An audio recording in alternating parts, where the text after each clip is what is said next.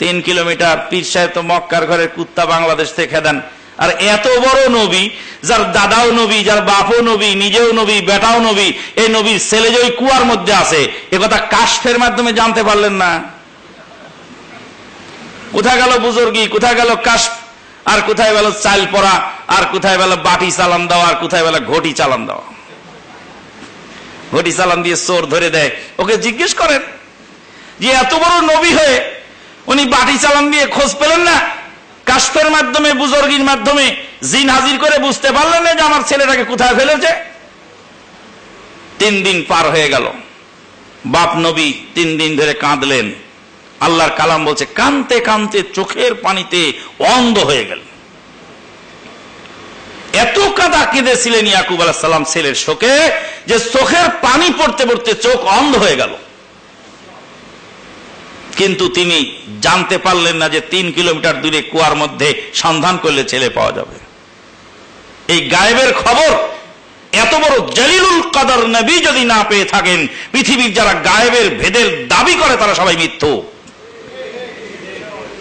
আপনার হারানো জিনিস খুঁজে দেয়, হারানো জিনিস খুঁজে দিতে পারে কে?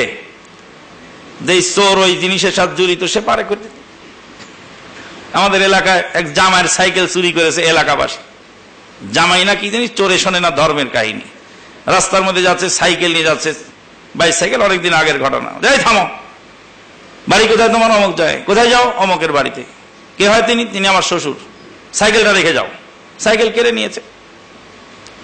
জামাই খালি হাতে শ্বশুর বাড়িতে এসে কাঁদছে, বলছে আব্বু সাইকেল তো রাস্তায় ডাকাত কেড়ে নিল। বলছে বাবা তুমি আর কাউকে বলো না, ইজ্জতের প্রশ্ন, আমি ব্যবস্থা করছি।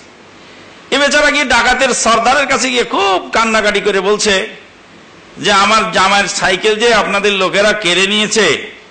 জামাই যখন এলাকায় যায় বলবে আমার মেয়েকে তারা সবসময় লানত দিবে, আর বলবে শ্বশুর বাড়ির লোকেরা জামাইয়ের সাইকেল চুরি করে খায়, এটা কেমন এলাকা? তো কাজেই মেহরবানি করে সাইকেলটা ফিরানোর ব্যবস্থা করে দেন। ডাকাতের সর্দার লোকের কান্না দেখে মায়া লেগেছে। তখন বলছেন দেখো তো কালকে রাতে কে ছিল রাস্তায়, ওদেরকে ডাকো। তোরা সাইকেল নিয়েছিস কালকে? মালায় নিয়েছি। ও লোক পরিচয় দেয়নি যে আমাকে জামাই? ওঝা দিছে। তারপর সাইকেল নিলি কেন? দিল 2 চাঁটি। 2 চাঁটি মেরে ওকে ফেলে দিয়েছে। বেয়াদব, বলছি চিন্তাই করবি, কিন্তু বুঝে শুনে করবি তো।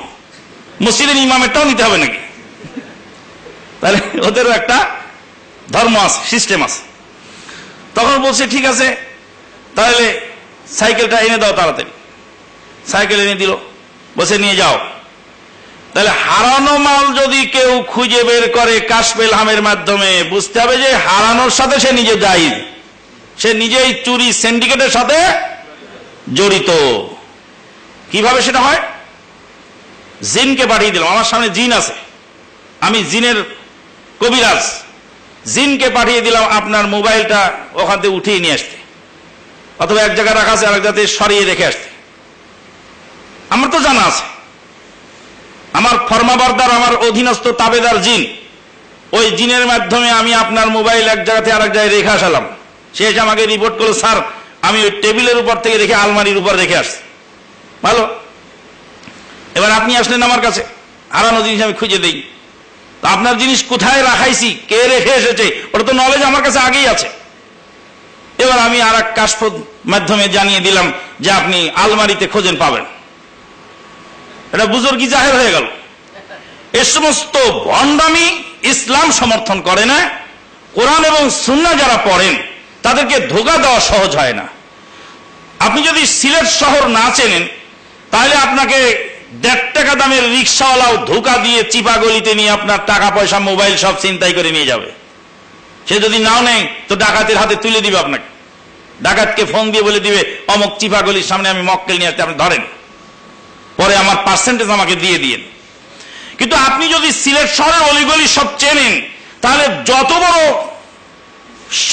আসুক না কেন, ধোঁকাবাজ আসুক না কেন, আপনাকে কোন অবস্থাতেই ধোঁকা দিতে পারবে না। পারবে? আজকে পৃথিবীতে ইমানের ঘরে ডাকাত ঢুকেছে, মানুষকে ক্ষতিগ্রস্ত করছে, মানুষের ইমান লুটে লুটে খাচ্ছে তারা, শুধুমাত্র মানুষের সরলতার কারণে, মানুষের এলেম না থাকার কারণে। যাদের কোরআন ও সুন্নাহর এলেম আছে তাদেরকে কোন অবস্থাতেই তারা ধোঁকা দিতে পারে না। বলতেছিলাম